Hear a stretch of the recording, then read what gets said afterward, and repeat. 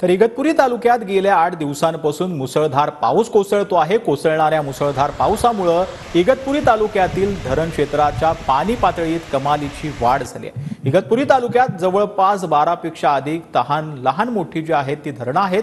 भावली धरण हे आज दुपारी 4:30 वाजता सुमारास जे आहे 4:30 वाजताच्या सुमारास 100% भरल्याचं पाहायला मिळालं।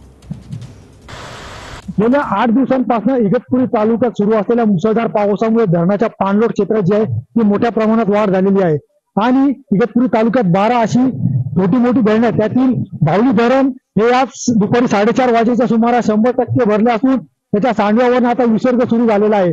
भावली धरणाचा या सांडव्यावरून होणाऱ्या विसर्गाचे हे पाणी आहे ते नांदूर मध्यमेश्वर जो प्रकल्प आहे त्या अंतर्गत ते आहे दारणा नदीच्या पाण्यावर क्षेत्राच्या सोडण्यात पाणी जायकवाडीला पुरवलं जाते आणि या जायकवाडीच्या पाण्यावर पूर्ण मराठवाड्याची ताण जी आहे ती भागवली जाते आणि या भावली धरणाच्या पाण्यावर इगतपुरी आणि आजूबाजूचा परिसर देखील जो आहे तो पूर्णपणे या भावली धरणाच्या पाण्यावर अवलंबून आहे।